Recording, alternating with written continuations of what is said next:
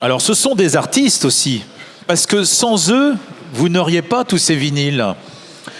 On invite Michel et Jeff, qui sont fabricants, ici, pas loin, en Vendée. Vous allez nous parler de votre métier, et donc en compagnie de Laurent Charliot.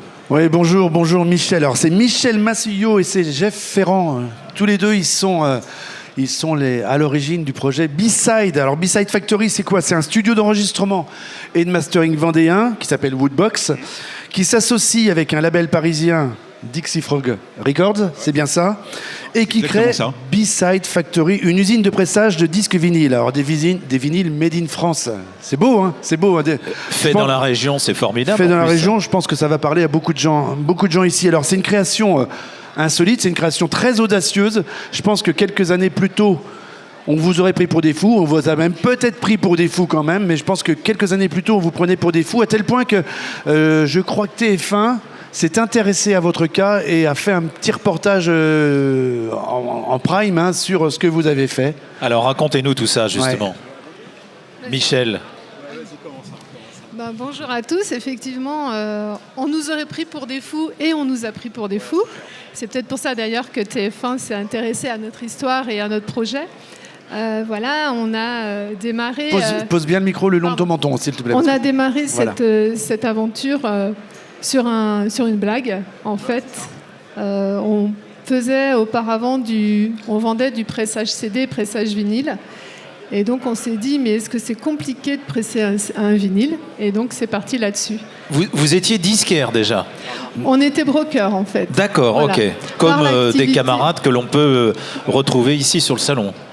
Alors en fait, pour expliquer un petit peu, nous on a un studio de mastering à l'origine et on achetait en fait des prestations à des usines partout en Europe pour pouvoir mettre au groupe de pouvoir avoir du vinyle et du CD. En fait, c'est ça. Et il y a un moment, c'est vrai qu'un mardi matin à 9h, tous les deux dans le bureau, un peu agacés parce que les fabricants nous annonçaient des dates complètement folles de fabrication et qu'on devait l'annoncer à nos labels, à nos clients labels. Et on s'est dit, c'est bon, on va arrêter d'être dépendant de tout ça et on va acheter. D'autant plus que je me permets de te couper, c'est que on est bien d'accord, vous travaillez pour beaucoup d'artistes régionaux, nationaux, mais des artistes qui pressent pas 20 000 ou 30 000 disques et donc qui avaient besoin de petites et moyennes quantités. En fait, l'histoire, c'est qu'on n'a jamais voulu rentrer dans les grosses quantités. C'était pas du tout le cœur de notre métier et nous, on est vraiment axé sur l'autoprod et le label indépendant, c'est-à-dire qu'on va fabriquer à partir de 100 exemplaires jusqu'à 1000 exemplaires. On va pas aller au-delà et on cherche pas à aller au-delà en fait, parce que notre cœur, c'est de pouvoir aussi accompagner les labels et d'accompagner les artistes sur leurs projets. Les accompagner sur des problématiques que vous aviez, vous, en tant que studio d'enregistrement et de mastering pour vos artistes. Alors, on va les accompagner sur le son, on va les accompagner sur la partie graphique, on va les accompagner sur le dossier en général et suivi du dossier, mais on va aussi les accompagner sur la partie fabrication, choix des couleurs et sur l'ensemble. Avant de parler de ce que vous faites aujourd'hui, ce que j'essaye de comprendre et de faire comprendre, c'est que comment cette idée elle est née un matin, un mardi matin à 9h, c'est important. Un mardi matin à 9h, c'est ce que l'histoire retiendra. Non, mais ce qui est drôle, c'est que c'est vraiment parti sur une blague tous les deux, et à un moment on s'est dit, c'est bon, on y va, ça ne doit pas être très compliqué de fabriquer des vinyles. Bon. En fait, on ne savait pas comment ça se fabriquait. C'est ça. Voilà. C'est une fois qu'on a acheté les presses, qu'on a commencé à trouver le bâtiment et qu'on a commencé à voir les commandes de matériel passé et l'ampleur que ça prenait. Et à un moment, on s'est regardé tous les deux et avec le label Dixie Frog et on s'est dit, mince, on est en train de créer une industrie en fait. Voilà.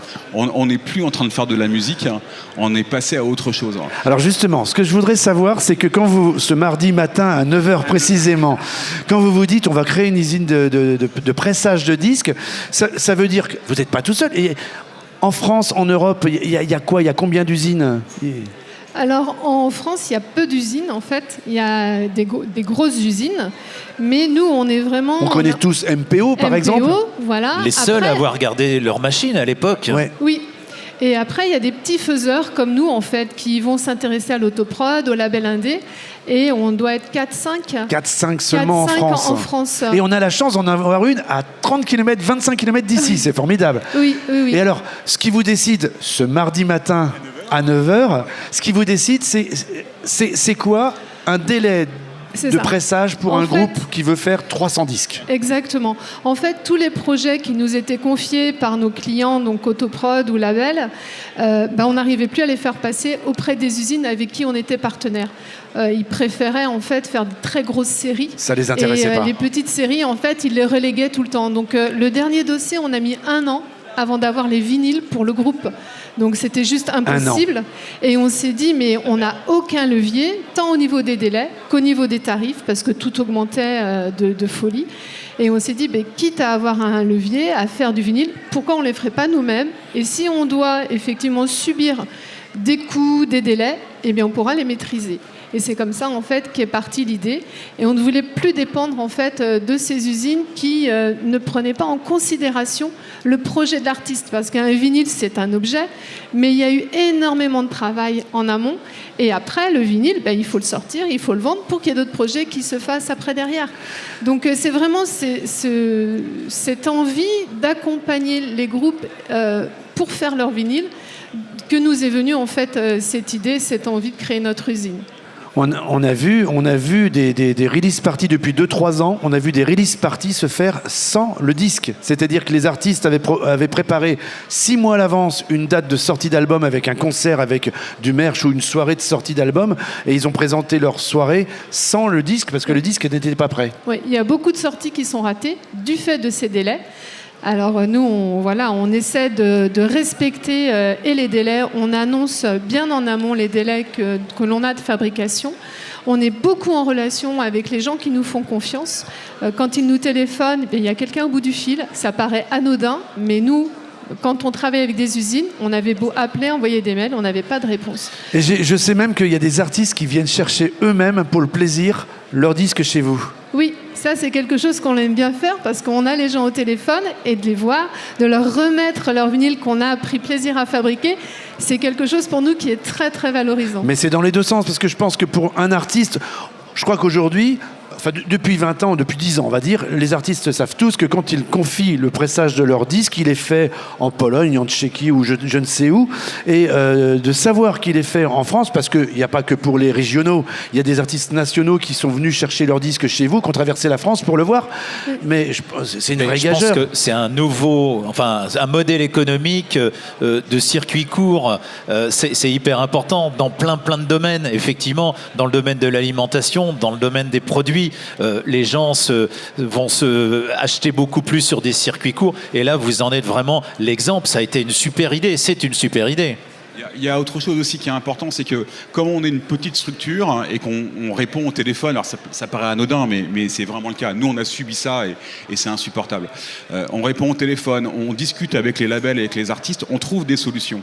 C'est-à-dire qu'on est capable de faire des choix de production au dernier moment. Le client, l'artiste va choisir un vinyle bleu éclaté rouge et on se rend compte qu'au dernier moment, c'est pas une bonne idée. Et donc on est capable de l'appeler, de lui dire non, on va faire un transparent éclaté orange par exemple. Et on va le décider, on va le produire dans la journée. Voilà, c'est ça en fait aussi l'avantage. Ça, c'est formidable. Alors, je vais vous raconter une anecdote qui ne peut plus arriver grâce à vous. Dans les années 80, au tout début des années 80, il y avait les Clash qui enregistrent London Calling. Et en fait, ils envoient les bandes. Non, ils envoient d'abord la pochette à imprimer. Et ils envoient ensuite le disque au pressage. Sauf qu'entre les deux, la pochette était déjà imprimée et qu'ils avaient décidé de rajouter un morceau. Et ça veut dire que si vous écoutez London Calling, sur les premiers pressages, il y a le morceau Training in Vain de mémoire qui n'est pas noté sur la pochette. Alors aujourd'hui, ça ne peut pas arriver avec vous. Vous êtes près de vos clients, de vos artistes, et en fait, ils sont à votre contact en permanence. Ils peuvent vous joindre, ils peuvent intervenir sur le procès, sur le process. Dès le départ, dès qu'on a une demande de devis, on n'envoie pas des devis comme ça. On appelle en fait pour nous présenter, pour dire comment on fonctionne, voir aussi l'attente de la personne qui nous a fait cette demande de vinyle, parce que quelquefois, ils ont tellement été habitués à se dire 300, c'est une petite quantité, donc je ne peux pas en faire moins, qu'ils vont nous demander 300, alors qu'ils vont peut-être avoir besoin de 100 ou 200. Donc nous, on préfère leur dire, écoutez, si vous avez besoin de 100 ou 200, on peut les faire. Après, vous pouvez represser, ça veut dire que votre album a fonctionné, que votre vinyle s'est bien vendu, et c'est plutôt une réussite, plutôt que d'en avoir 300 et d'en avoir 100 qui restent dans les cartons, en fait. Et puis il y a aussi une autre approche, c'est que nous, notre cœur de métier, c'est pas nécessairement de faire du vinyle noir. Notre cœur de métier, c'est de faire aussi du vinyle en couleur, de faire des splatters, de faire des marbrés, de faire des choses comme ça. Et le fait de les avoir au téléphone et de réfléchir avec eux, c'est de leur dire, ok, tu en veux 300 noirs, tu vas les vendre, c'est chouette, hein, super. Mais si tu en fais 200 qui vont être de couleur bleu, rouge, éclatée, tu vas les vendre peut-être un peu plus cher, déjà aidant, et tu vas être sûr de les vendre. Et tu n'auras pas de stock. Parce qu'aujourd'hui, beaucoup d'utilisateurs veulent avoir des marbrés, veulent avoir des c'est un très très bel objet, et c'est ce qui sort de l'ordinaire. Unique, voilà. Unique. Alors, on va parler de toutes vos capacités, compétences au niveau du disque. Effectivement, le disque chez vous n'est pas forcément noir, on va en parler. Alors, la cible aujourd'hui, donc ça veut dire que moi je suis Universal, je vous dis j'ai le prochain Madonna qui sort, j'en veux 100 000, c'est pas la peine que je vous appelle. Alors vous pouvez nous appeler, il n'y a pas de souci, on vous répondra gentiment que malheureusement non, notre usine n'est pas destinée à Universal, en fait, Alors aux c'est grosses destiné majors. à qui? La cible c'est L'autoprod et le label indie. la moyenne de quantité, c'est quoi? On en fait combien? On est sur 300 à peu près. 300. En moyenne. Alors, je ne suis plus chez Universal et je ne m'occupe plus de Madonna, mais je m'occupe d'un petit groupe local et je veux 300 vinyles. Quand est-ce que je vais les avoir si je vous envoie tous les bons éléments et que Jeff, au mastering, a vérifié que les pistes étaient bonnes? Alors effectivement, là on est sur un délai de 4 mois aujourd'hui. Mais c'est très beau. C'est très beau parce que moi je me souviens, on parlait avec avant que vous créiez ce projet, on parlait de délai de plus d'1 an parfois. Oui, oui. En fait, on a réussi à réduire en fait les délais parce qu'il y a des étapes de fabrication qu'on a réussi à travailler en France. On a cherché, on s'est quand même pas mal gratté la tête pour éviter d'aller chercher des étapes un peu partout en Europe ou même à l'extérieur de l'Europe. On est vraiment resté local. Il n'y a que les pochettes où on est en Allemagne, mais le reste est entièrement français. Et alors on met ça n'importe comment sur un vinyle. Je t'envoie une bande, j'ai fait ça chez moi. Quel est le processus Avant même de le graver, comment on fait? Il y a des astuces, il y a des choses qu'il faut savoir. Alors, il y a une chose déjà qui est de base, hein, c'est que faut pas oublier que c'est de la musique, que c'est de l'audio. Ce n'est pas que de la couleur et du PVC pressé. Donc ça veut dire qu'il y a des choses à respecter au niveau de l'audio. C'est-à-dire on ne peut pas, il n'est pas de très bonne éducation de prendre de l'audio d'un CD pour en faire un vinyle. Hein. Ce ne sont pas les mêmes conversions, ce ne sont pas les mêmes taux d'échantillonnage, ce ne sont pas les mêmes normes techniques qui vont permettre de pouvoir avoir une gravure qui soit optimisée. Il faut avoir un master qui soit optimisé au support. Pour le vinyle, oui. Pour spécialement, le vinyle. oui. Ça, on insiste nous tout le temps parce qu'on passe beaucoup de temps à chaque fois qu'on reçoit des audios à les écouter au studio et à vérifier si c'est aux normes ou pas aux normes. Et on refuse, on n'a pas peur de dire bah non. Et on explique pourquoi ça ne marche pas. Parce que, mais il n'y a pas un studio de mastering dans toutes les usines de pressage. Non, alors nous, on peut le faire, mais on n'est pas là pour vendre du mastering. C'est oui. Voilà, c'est simplement... Il y a un contrôle. On fait un contrôle. Après, si l'artiste ou le label veut nous confier le mastering, bah, ce sera avec plaisir. On le fera, et on en a beaucoup qui le font. Ou le faire ailleurs. Quoi. Ou le faire ailleurs, voilà. Et ça pose aucun souci. Donc la première étape, c'est l'audio. La deuxième étape, c'est... et ça, c'est quelque chose qu'on évolue aussi, parce qu'on va devenir aussi bientôt autonome en gravure. Voilà.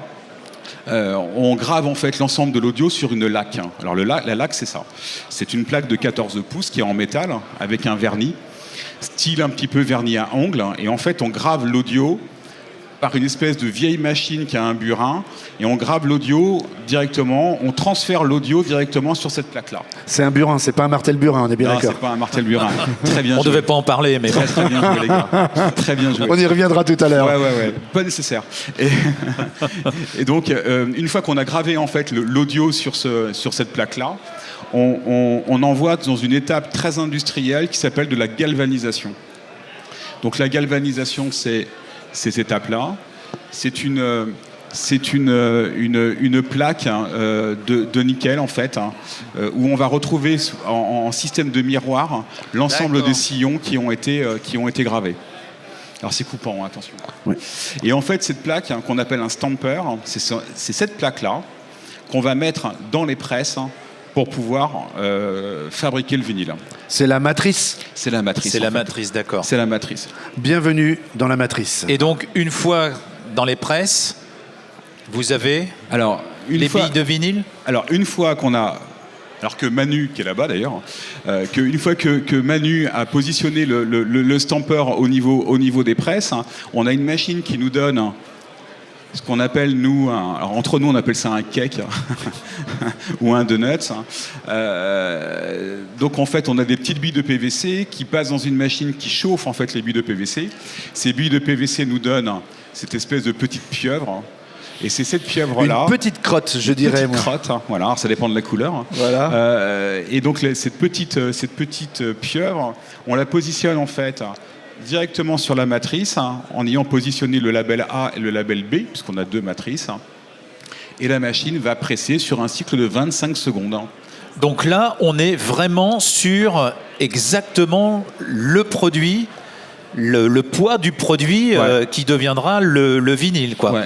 Donc chaque... On part de ça, en fait. Voilà, chaque... On part de ça pour obtenir... Alors, on n'a pas évidemment la couleur qui correspond, mais pour obtenir... Alors, il y a un autre procédé, mais voilà. Donc là, ça veut dire que j'ai 140 ou 180 grammes de matière, c'est à peu près. Non, tu as un peu plus. Un peu plus. Parce qu'il y a un débardage, il y a des choses. Mais en gros, on essaie de perdre de moins de matière possible pour pouvoir recycler aussi la matière qui est perdue. Alors, maintenant, je voudrais que vous me parliez de toutes ces couleurs. Moi, j'ai entendu... Dans les années 80, on parlait il y avait les pitcher discs, et puis il y avait les colors... les colors, oui. Mais on mélangeait très peu. On mélangeait très peu. C'était des disques uniformes comme celui-là. Même celui-là ne l'est pas vraiment, mais comme celui-là. Comment ça se passe? Ça, c'est votre spécialité? En fait, nous, on a fait le choix d'avoir des machines semi-automatiques, justement, pour pouvoir proposer... Alors, le démarrage, pour avoir une couleur, on va avoir des billes de couleur. Donc là, ce sont des billes de couleur orange. Pour avoir, par exemple, un splatter, on va avoir au départ une base qui va être un cake cristal transparent. Et dessus, on va chauffer des billes manuellement que l'on va disposer, en fait, sur le cake avant le pressage. Comme une gaufre avec des pépites de chocolat. Je prends souvent l'exemple. Et donc, chaque disque va être unique parce qu'on ne peut pas repositionner les billes au même endroit d'un disque à l'autre.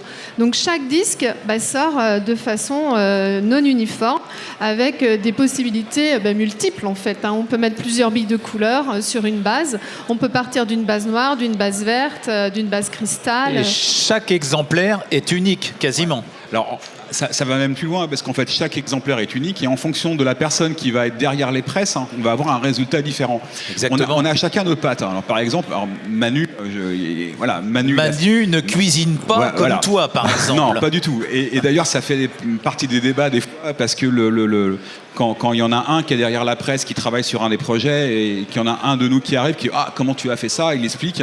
Puis on va trouver une autre méthode, une autre façon de faire qui va donner un autre résultat. Et voilà, et on avance comme ça. Et on sait qu'on a des fois des projets où on va partir... il y en a un de nous qui va commencer, on va obtenir ça. Et puis au fur et à mesure, ça va se transformer avec une bande en plein milieu. Avec une bande en plein milieu, avec des éclatés en 3. Tout est possible. Ouais, tout est possible. C'est formidable. Et c'est ça qui est chouette. Alors tout est possible, c'est extraordinaire. Même si ça nous fait mal à nous, amateurs de vinyle, de les prendre comme ça avec les mains, mais rassurez-vous, c'est des rebuts, ça. C'est des rebuts. Capacité de... Par heure, par jour, par semaine, par mois, par minute. Comment ça se passe? Aujourd'hui, on va être sur une capacité, parce que nous sommes équipés en double presse, c'est-à-dire qu'on a notre machine du milieu qui va nous délivrer de la matière pour alimenter 2 presses. On va être sur une capacité à peu près de 600 vinyles par jour.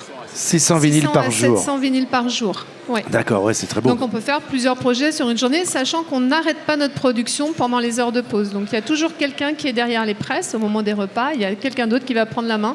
C'est pour ça que je disais, on ne fait pas tous la même cuisine, on n'a pas tous la même pâte en fait quand on fait les vinyles. Oui. Même moi je m'y mets, Jeff s'y met, voilà. On est tous formés pour pouvoir alimenter les presses et ne pas en fait avoir de rupture de chaleur sur les presses. Donc combien d'employés vous avez?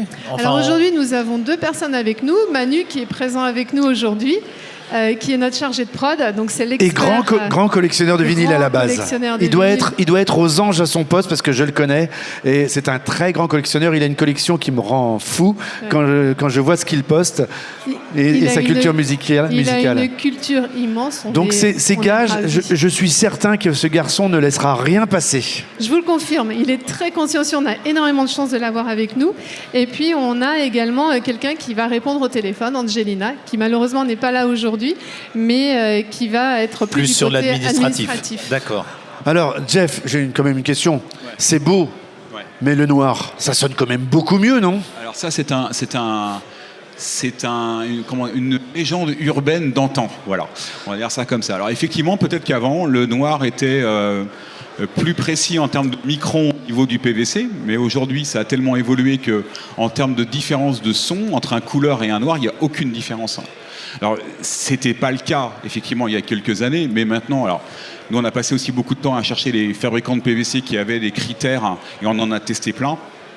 Et on a trouvé, en fait, qu'aujourd'hui, il n'y a pas de différence. Même sur un marbré ou même sur un splatter, tu n'as aucune différence. Puisque c'est la même matière au départ, colorée, mais c'est exactement la même matière. La même chose. D'accord. Voilà. Et 140 grammes, 180 grammes? Alors ça, c'est pareil, c'est une légende. On a beaucoup de clients, des fois, qui nous disent « Ah, le 180 grammes sonne mieux que le 140 grammes. » Bon. C'est la théorie de plus c'est lourd, mieux c'est. Je vous en mets un peu plus. Ouais, c'est à peu près ça. En fait, ça sert à rien. Au niveau du son, ça sera même moins bien en 180 grammes qu'en 140. Nous, on s'en est rendu compte, parce que la matière est plus longue à chauffer, elle est plus compliquée à traiter. Et donc, ça veut dire qu'obligatoirement, on a un sillon qui va avoir un rendu qui va être un peu moins bien. À tel point que nous, nos presses, on en a une qui est équipée en 180 grammes. On a pris la décision de retirer le moule en 180 grammes. Et on ne va travailler aujourd'hui que sur du 140 grammes. Alors, on surcharge un petit peu. On est plutôt aux alentours de 145, 147 grammes. Mais on arrête le 180. Okay. Dans les années 80, je me souviens, il y avait des usines. Alors, je pense qu'elles étaient aux Pays-Bas, alors qui gravaient des disques. Alors, je pense qu'on était pas loin des 100 grammes uniquement, parce que le disque, il suffisait de le prendre d'un côté pour qu'il penche de l'autre. C'était quasiment du disque souple. Oui, c'était pratiquement du flexi-disque. Mais c'est marrant ce que tu dis là, parce que nous, quand on a monté l'usine, moi j'ai ressorti mes vinyles de l'époque, et je me suis amusé à les peser, parce que c'est une discussion qu'on a eue avec Manu sur le poids du vinyle, où on s'est amusé à les contrôler tout le temps, et on les contrôle tout le temps. Et on s'est rendu compte qu'en fait, les disques des années 80, ils faisaient en moyenne 120 grammes. Et qu'aujourd'hui, nous, on est à 145 grammes. Ouais, c'est ça. Voilà. C'est vrai que nous, sur nos vinyles, on en prend énormément soin. C'est-à-dire que quand ils sortent de la presse, tous les 5 vinyles, on les sépare par une plaque pour qu'ils restent bien plats. Ils vont sécher pendant 2 jours. Et au bout des 2 jours seulement, on va les mettre en sous-pochette et en pochette et en cellophane s'il y a du cellophane. Donc on a aujourd'hui dans notre usine des spindles en fait, de disques qui attendent à sécher pour qu'ils restent bien plats. Parce que c'est important pour nous d'avoir un disque qui ne fasse pas de vagues sur la platine. Et alors, une petite question, c'est l'impression du centre. Du label. Du label, oui. Comment ça passe après? Alors, on le fait faire chez un imprimeur. Les labels sont mis en séchage 48 heures avant de passer dans nos presses, parce que qui dit label imprimé dit encre, qui dit encre dit forcément humidité. Donc, on les fait sécher 48 heures en amont, et après, on les insère au niveau des presses. En fait, il y a des petits pins où on les coince, et donc ça se presse en même temps. En même temps. Et avec la chaleur, ils viennent se coller automatiquement sur le vinyle. C'est pas un autocollant qui est collé. C'est pas collé, non. Oui, bien sûr. C'est dans le processus. Voilà. Et en fait, c'est exactement le même processus qu'on vous pouvez trouver chez MPO ou ailleurs. C'est exactement la même chose. Et d'ailleurs, on a été surpris quand on est allé chez le fabricant de machines, où, en voyant les machines qui étaient fabriquées, il nous disait ça part là, ça part là, ça part là. Et on s'est rendu compte que ça partait dans des très grosses usines en Europe. On a exactement les mêmes machines que Jack White à Détroit. Voilà. Donc on est... La classe. On parle de matières premières. Est-ce qu'il y a une pénurie justement sur ces billes? Est-ce que vos fournisseurs, je ne sais pas, même sur les pochettes, comment ça se passe? Alors c'est pas une histoire de pénurie. Je sais pas. Voilà. C'est pas une histoire de pénurie parce qu'on a de la matière. C'est une histoire de prix. C'est-à-dire qu'aujourd'hui, la tonne de PVC comme ça a doublé en l'espace de 6 mois. Donc on l'achète 2 fois plus cher. Oh là là, oui. Voilà. Maintenant, ça ne veut pas dire que le coût de fabrication a doublé, puisque la matière PVC dans le coût, en fait, est qu'une fine partie. C'est pas parce que, je dis n'importe quoi. Oui, bien sûr. C'est parce qu'on va commercialiser 1 500 € pour tant d'exemplaires, qu'aujourd'hui c'est à 3 000. Au lieu que ce soit à 1 500, ça sera à 1 600. Voilà, c'est ça. Sur cette matière première, parce qu'on sait que c'est du PVC, donc nous, on a fait le choix de faire un broyeur. Donc quand on va ébarder notre vinyle, toute la matière qu'il y a autour, en fait, on la conserve, on va la broyer, pour pouvoir la réutiliser dans nos machines. Ah oui, donc c'est ça. On va la d'accord. refondre, en fait. Donc c'est un cycle continu. Avec les déchets. On n'a pas de déchets.